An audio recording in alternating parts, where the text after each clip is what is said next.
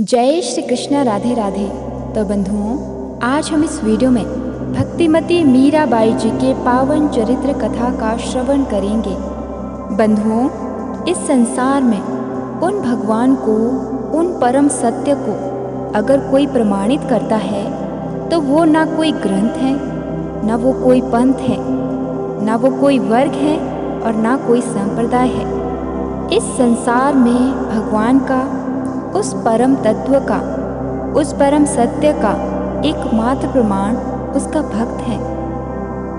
इसलिए कोई किसी भी मार्ग से चला हो, किसी ने कहीं से भी आरंभ किया हो, लेकिन यदि वो ठीक मार्ग पर है और यदि उसकी दिशा सही है तो फिर वह एक ही गंतव्य पर जाकर पहुंचता है, जहां आकर उसको ये बात मालूम पड़ती है कि भगवान का एकमात्र प्रमाण है भक्त। भक्ति ही एकमात्र ऐसा साधन है जिससे जीवन के इस सत्य से परिचय प्राप्त किया जा सकता है। प्रश्न उठता है कि यदि एक ही मार्ग, एक ही भाव दशा वहां तक लेकर जाती है, फिर अन्य मार्गों की उपयोगिता क्या है? फिर अन्य मार्गों की प्रतिष्ठा क्यों है? उसका एक कारण है कि भक्ति केवल कहने को भक्ति है, लेकिन होने को वो भगवान की भी भगवत्ता है। भगवान को बांधने वाली है, वश में करने वाली है। उस सर्वतंत्र स्वतंत्र ईश्वर को जिसे कोई नहीं बांध सकता, उन भगवान को, उन सर्वतंत्र स्वतंत्र ईश्वर को भक्ति बड़े सहज से वशीभूत कर लेती है, वश में कर लेती है। तो यह कहने को भक्ति है। भक्त जो सेवा करता है वो कहने को सेवा है, चाकरी है, पर वस्तुतः वह सेवा सेवा नहीं है, वह सेवा मूल है, जिसके बदले में वो भगवान मिलते हैं। मीरा कहती है ना, मायरी मैं तो गोविंद लीनो मोल। बहुत बड़ा आत्मविश्वास है इस पंक्ति के पीछे कि मीरा डंके की चोट पर कहती है। बंधुओं, आध्यात्म के मार्ग पर केवल आपके अनुभव की कीमत है। आपने कितना सुना है, आपने कितना रटा है, आपने कितना पढ़ा है, अर्थात ना ही अधिक प्रवचन करने वाला उसे पहचानता है। ये आवश्यक नहीं है कि पूरा जीवन यदि किसी ने संसार को आध्यात्म का पाठ पढ़ाया हो, वह व्यक्ति स्वयं भी उस चीज से परिचित हो। और मूल परिचय का है, आप कितना भी सुने, किसी को भी सुने, श्रवण किस लिए है? कहीं मन को विश्राम मिल जाए, जो अन्यों किसी भी साधन से उपलब्ध नहीं हो पा रहा है। वो मन का विश्राम, वो मन का चैन किसी भी तरह उपलब्ध हो जाए, इसी के लिए सब परिश्रम श्रम है। और केवल श्रवण से वह मन का विश्राम उपलब्ध नहीं होता। कबीर कहते हैं, जो सुख है सत्संग में वैकुंठ न होए। आपको रोग शरीर के किसी भी भाग में हो, उसकी दवा तो मुख के रास्ते ही लेनी पड़ती है, मुख से ही लेनी पड़ती है। ठीक इसी तरह मन का रोग कैसा भी हो, ठीक इसी तरह मन का रोग कैसा भी हो, कितना भी पुराना हो, लेकिन मन के रोग की दवा तो कान के रास्ते से ही दी जाती है। भक्त और भगवान की चर्चा ये मन के रोगों को दूर करने के लिए सर्वप्रथम, सर्वसुलभ और सर्वश्रेष्ठ औषधि है। सत्संग आध्यात्मिक चिकित्सा है। ये मन के रोगों का निवारण करता है। बस भेद केवल इतना है कि ये प्रसाद, ये औषधि मुख के रास्ते भीतर नहीं जाता, ये कान के रास्ते भीतर जाता है। याद रखिएगा बंधुओं, आपके पास कितना भी मान सम्मान, प्रतिष्ठा, संपत्ति कुछ भी है, लेकिन यदि आपके जीवन में सत्संग का अभाव है तो ध्यान रखना कि गुण और अवगुण की परिभाषा संसार की दृष्टि से कुछ और है, धर्म की दृष्टि से कुछ और है और अध्यात्म की दृष्टि से कुछ और है। और जीवन आरंभ कहीं से भी हो, लेकिन अंत में तो जीवन को आध्यात्म की कसौटी पर ही खरा उतरना पड़ता है। तभी जीवन की सफलता है, तभी जीवन की सार्थकता है। सत्संग मन का स्नान है। जिस प्रकार नित्य तन का स्नान आवश्यक है, उसी प्रकार नित्य मन का स्नान भी आवश्यक है। यदि मन का स्नान नहीं करेंगे तो आप देखेंगे कि कितनी शीघ्रता से मन मैला होता जा रहा है। मैला मन अर्थात दुर्बल मन, कमजोर मन, जिसमें श्रेष्ठता नहीं है, जिसमें विवेक नहीं है, जिसमें सत्य और असत का बोध नहीं है, जिसमें अपने हित और अहित का चिंतन नहीं है, ऐसा मैला मन। और मन का ये मैल कैसे हटेगा? सतत सत्संग से। ये प्रभु की कृपा है कि हमें प्रेम की बात करने को ये क्षण मिले हैं। मीरा की बात करने के लिए, मीरा अर्थात मूर्तिमान कृष्ण प्रेम। बंधुओं, इससे पहली वीडियो में हमने मीराबाई जी के पूर्व जन्म की कथा श्रवण की थी, जिसमें हमने जाना था कि कैसे माधवी कृष्ण से अपना मुख छुपाती फिरती थी और जब उन्हें सत्य का बोध हुआ तो वे कहती है, हे विधाता, आग लगे मेरे घूंघट को, जिस घूंघट ने मेरे कृष्ण से मुझे वंचित रखा। आग लगे ऐसे माँ के ज्ञान को, जिस ज्ञान ने मुझे भगवान से वंचित रखा। हे विधाता, ऐसा ज्ञान किसी को न देना जो ज्ञान भगवान से दूर कर दे। ऐसा पर्दा न देना जो पर्दा भगवान से दूर कर दे। वह माधवी तड़पती तड़पती अंत में अपने प्राणों का विसर्जन कर देती है, त्याग कर देती है। और वही माधवी इस कलयुग में मीराबाई बन के पैदा होती है। और वही मीरा अब लाज शर्म छोड़ छोड़ के, क्योंकि वो जानती है कि पिछले जन्म में तो खूब मैंने लाज की, घूंघट ओढ़ती थी, इसलिए मीरा अब कोई घूंघट नहीं करती, क्योंकि वे घूंघट का परिणाम देख चुकी है। बंधुओं, ठाकुर जी का ये एक नियम है कि किसी को यदि बहुत संयोग दे रहे हैं तो निश्चित है कि किसी को वियोग दे के आए हैं, और जिसको बहुत संयोग दिया है तो निश्चित है एक ना एक दिन उसको भी वियोग देंगे। ये भक्ति सिद्धांत है ठाकुर जी का। वियोग के बिना भक्ति पुष्ट नहीं होती। बंधुओं, ठाकुर जी के लिए दो नीर जिसके नहीं निकले, समझो वो अभी वैष्णव हुआ नहीं है, उसके हृदय में अभी तक भक्ति भाव आया नहीं है, ना ही ठाकुर जी ने अभी तक उसे स्वीकार किया है। केवल आप मंदिर जाते हो, पूजा अर्चना करते हो, आदि आदि करते हुए पूरा जीवन व्यतीत कर देना, केवल आपने पुण्य कमाया। लेकिन ठाकुर जी को अर्जित करना चाहते हो तो उसके लिए तो प्रेम लक्षणा भक्ति आवश्यक है, और वह बिना विरह के नहीं आ सकती। विरह तो आएगा जीवन में। एक भी भक्त ऐसा नहीं है बंधुओं जिसने बिना विरह के भगवान को पाया हो, इसलिए विरह वरदान है ठाकुर जी का। बंधुओं, आज से हम इस चैनल पर भक्तमाल के भक्तों का चरित्र श्रवण करेंगे। आपसे एक निवेदन है कि यदि आप भी श्री कृष्ण के प्रति अपनी प्रेम भक्ति बढ़ाना चाहते हो तो इस चैनल को सब्सक्राइब कर दे और बेल आइकन को प्रेस कर दे, ताकि हमारी वीडियोस की नोटिफिकेशन आपको मिलती रहे, क्योंकि इस चैनल पर आपको भक्तमाल के सभी भक्तों के जीवन चरित्र कथा श्रवण करने को मिलेगा। अपने जीवन में प्रेम लक्षणा भक्ति बढ़ाने के लिए आपको प्रतिदिन उनके भक्तों की कथा श्रवण करने का नियम बनाना होगा। भक्तिमती मीराबाई ने इस कराल कलिकाल में गोपियों के समान श्री कृष्ण प्रेम को अपने में प्रकट करके उसका दूसरों को भी दर्शन करा दिया। स्वच्छंद और निडर होकर रसिक शेखर श्री राधा श्याम सुंदर के सुयश को गाया। दुष्टों ने इस प्रकार की भक्ति को अनुचित माना और सोच विचार कर इनकी मृत्यु का उपाय किया।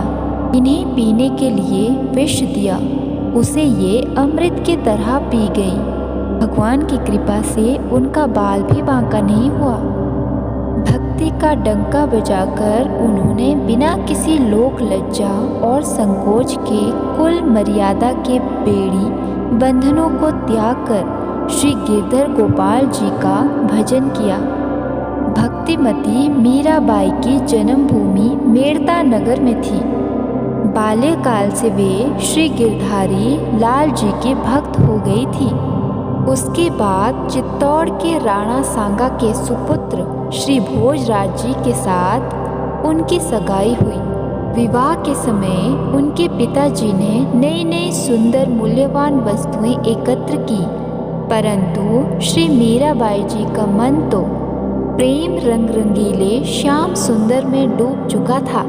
जिस समय श्री भोजराज जी के साथ भांवरे पड़ रही थी, उस समय भी उनका मन सांवरे श्री कृष्ण के सुंदर स्वरूप में फंसा हुआ था। विवाह के पश्चात जब विदा होकर ससुराल जाने का समय आया, तो इस समय इन्हें प्रेम के आवेश में मूर्छा सी आ गई। इनकी ऐसे विह्वल दशा को देखकर पिताजी कहने लगे कि बेटी, मन में किसी भी प्रकार का दुख न मानो। जो वस्त्र एवं आभूषण तुम्हें प्रिय हो, ले लो। उस समय उनके नेत्रों में आंसू भरे हुए थे। उन्होंने पिताजी को उत्तर दिया कि इस धन दौलत से मुझे क्या काम। आप लोग यदि हमें इच्छित वस्तु देकर सब प्रकार से संतुष्ट करना चाहते हैं, तो श्री गिरधारी लाल जी को मुझे दे दीजिए। इसके अतिरिक्त और सब धन माल सामान उठाकर रख लीजिए। माता पिता को बेटी मीरा बहुत प्यारी थी, अतः मीरा जी की माता जी ने रोते रोते श्री मीराबाई जी को अपने गले से लगा लिया और कहा कि श्री गिरधारी लाल जी को तुम अपने साथ ले जाओ, खूब प्रेम से इनकी सेवा पूजा करो। श्री मीरा जी ने श्री गिरधारी लाल जी को अपनी पालकी में अपने सामने पधार लिया और उनके नेत्रों से नेत्र मिलाती हुई चली। अपने प्राणपति श्री ठाकुर जी को पाकर आनंद मग्न श्री मीरा जी अपने मन में फूली नहीं समाती थी। इस प्रकार वे राणा भोजराज जी के भवनों में पहुंच गई। सास ने इन्हें पालकी से उतारा। रुचिपूर्वक वर दुल्हन की गांठ जोड़ी गई और उन्हें देवी के मंदिर में लाया गया। देवी जी के मंदिर में पहुंचकर सास ने देवी पूजा की तैयारी की। पहले उसने वर्षे देवी का पूजन करवाया। उसके बाद मीरा जी से कहा, वधू अब देवी की पूजा करो। श्री मीराबाई जी ने कहा, हमारा यह मस्तक तो श्री गिरधारी लाल जी के हाथ बिक चुका है। अब यह किसी अन्य देवी देवता के लिए नहीं झुक सकता है। मेरे मन में एक उन्हीं को देखने की, प्रणाम करने की अभिलाषा है। यह सुनकर सास ने कहा, कुल पूज्या देवी जी है, इनकी पूजा करने से नारियों का सौभाग्य बढ़ता है, इसलिए तुम हठ ना करो। श्री देवी जी के चरणों में सिर रखकर प्रणाम करो। श्री मीरा जी ने सास के हठ करने पर बार बार यही कहा कि आप इसे निश्चय करके मान लो कि मैंने सुकुमार भगवान श्याम सुंदर के चरणों में अपना सर्वस्व निछावर कर दिया है। अब अन्य का पूजन या प्रणाम मुझसे नहीं होगा। श्री मीरा जी का दो टुक उत्तर सुनकर उनकी सास मन ही मन में जल भुन गई। अपने पति के पास जाकर उसने कहा, यह बहू तो मेरे किसी काम की नहीं है। अभी मेरा कहा ना मानकर उल्टा जवाब देकर मेरा अपमान किया तो आगे चलकर मुझे क्या मानेगी। यह कहकर वह लोहार की धोंकनी की तरह जोर जोर से लंबी सांसें लेकर सिसकने लगी। उसकी बातों को सुनकर राणा जी को भारी क्रोध आया और उसने अपने मन में बहू को मार डालने का निश्चय किया। श्री मीरा जी को रहने के लिए अब उसने अलग एक कोठरी दे दी। एकांत स्थान देखकर इन्हें बड़ी प्रसन्नता हुई। वहाँ वे अपने श्री गिरधारी लाल जी को दिन रात लाड लड़ाती रहती तथा सेवा पूजन करते हुए उनके गुणों का गान करती रहती। जिन्हें श्याम सुंदर से मिलने की तीव्र उत्कंठा होती है, उन्हें संतों का सत्संग ही अच्छा लगता है। श्री मीरा जी भी सदा साधुओं का संग करती। श्री मीरा जी को संतों का संग करते देखकर किसी दिन उनकी ननंद जिसका नाम उदाबाई था। उसने आकर कहा, भाभी तुम समझती क्यों नहीं हो? साधुओं से प्रेम करने में कुल को बड़ा भारी कलंक लगता है। राणा जी देश के राजा है। तुम्हारे इस स्वच्छंद आचरण से उन्हें लज्जित होना पड़ रहा है और तुम्हारे पितृकुल की जो रीति है वह भी नष्ट हो रही है। इसलिए मेरी बात मान लो, साधुओं का संग करना शीघ्र ही छोड़ दो। श्री मीरा जी ने उत्तर में कहा, मेरे प्राण सदा साधुओं के साथ लगे रहते हैं, इसलिए उनके संग में मुझे अपार सुख प्राप्त होता है। मेरे आचरणों से जिसे दुख होता हो उसे मुझसे बिल्कुल अलग रखो।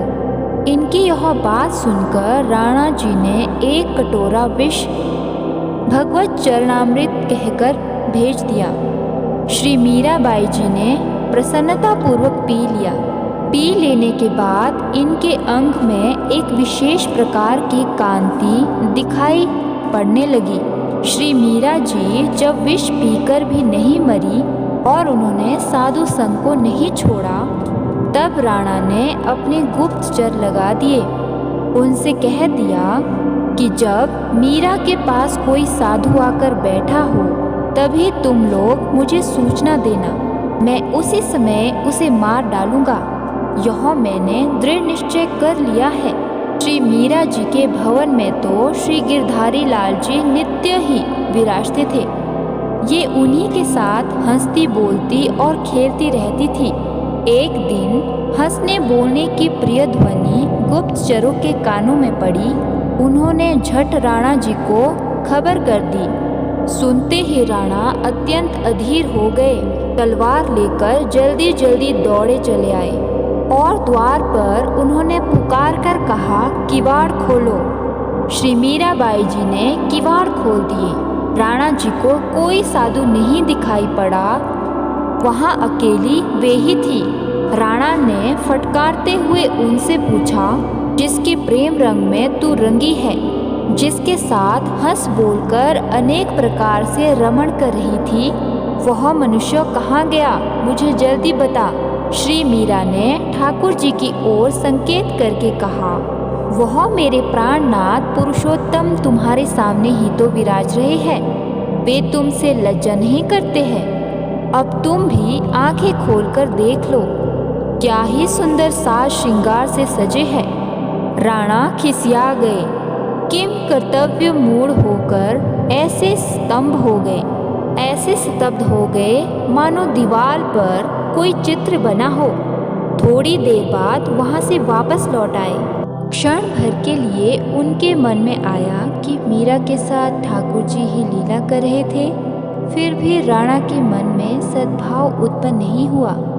एक बार एक कामी नीच मनुष्य साधु का वेश धरकर श्री मीरा के पास आया और बोला, तुम्हारे ठाकुर श्री गिरधारी लाल जी ने स्वयं मुझे आज्ञा दी है कि मीरा के साथ अंगसंग करो, इसलिए मैं तुम्हारे पास आया हूँ कि तुम मेरे साथ अंगसंग करो।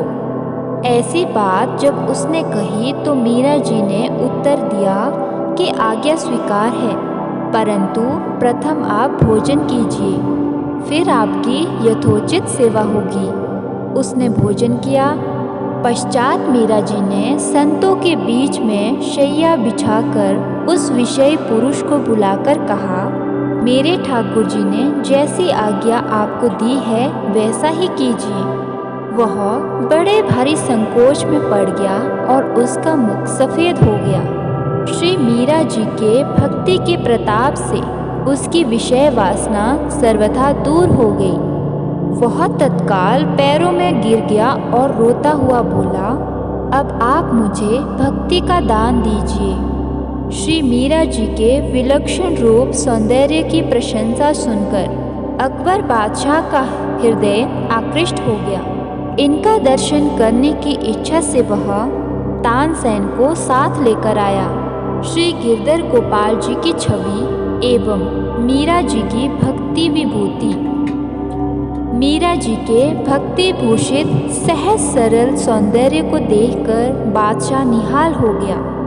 तानसेन ने एक सुंदर पद गाया और बादशाह ने एक मणिमाला श्री ठाकुर जी के चरणों में अर्पित की। एक बार श्री मीराबाई जी श्री वृंदावन धाम आई। उस समय वृंदावन में श्री चैतन्य महाप्रभु के अंतरंग लीला सहचर श्री जीव गोस्वामी जी नामक एक महान संत रहते थे। मीरा जी जब उनके दर्शन हेतु गई तो उन्होंने कहलवाया कि वे किसी स्त्री का मुख नहीं देखते। इस पर मीराबाई ने कहा कि हम तो अभी तक यही समझते थे कि वृंदावन में एक ही पुरुष है, वृंदावन बिहारी हमारे गिरधर गोपाल, परंतु आज नई बात सुनी है। जब श्री जीव गोस्वामी ने इनका कथन सुना तो उन्हें इनकी उच्च आध्यात्मिक स्थिति समझने में देर नहीं लगी। तब उन्होंने इनके साथ सादर भगवतचर्या की। श्री जीव गोस्वामी जी से मिलकर उनसे सत्संग कर मीरा जी बहुत संतुष्ट हुई। उनके स्त्री मुख ना देखने के प्रण को उन्होंने छुड़ा दिया। श्री वृंदावन की सभी कुंजे प्रिया प्रीतम श्री राधा माधव के बिहार सुख समूह से निरंतर भरी हुई है। श्री मीरा जी ने उनका दर्शन किया, फिर उन्हें अपने हृदय में स्थापित करके अपने देश को लौट आई। वहाँ रहते हुए उन्होंने श्री वृंदावन की अनुभूत निकुंज लीला का अपने पदोद्वार गान किया। राणा की द्वेष बुद्धि देखकर श्री मीरा जी द्वारिका में जाकर बस गई। वहाँ रहते हुए श्री गिरधर गोपाल जी की भक्ति करती। उधर राणा जी को मीरा जी की भक्ति के स्वरूप का ज्ञान हुआ तो उन्हें बड़ा भारी मानसिक पश्चाताप हुआ। उन्होंने बहुत से ब्राह्मणों को द्वारिका भेजा और उनसे कहा कि जैसे भी बने आप लोग मीराबाई को वापस ले आइए, वे आकर मुझे प्राण दान देकर जीवित करें। ब्राह्मणों ने द्वारिका जाकर राणा जी की विनती सुनाई, परंतु वे द्वारिका से वापस लौटने को तैयार न हुई। तब ब्राह्मण अन्न जल त्याग कर श्री मीरा जी के द्वार पर धरना देकर पड़ गए। ब्राह्मणों के हठ को देखकर इन्होंने कहा, अच्छा तो मैं श्री रणछोड़ लाल से विदा हो जाऊं। ऐसा कहकर वे मंदिर में गई। भगवान के सम्मुख विनती करते हुए इन्होंने पद गाया। पद कीर्तन एवं नृत्य करते करते श्री मीरा जी श्री रणछोड़ जी में लीन हो गई। इसके बाद फिर किसी ने उनका दर्शन नहीं किया। तो बंधुओं, ये था मीराबाई जी का पावन चरित्र कथा। मिलेंगे अगली वीडियो में, तब तक के लिए राधे राधे।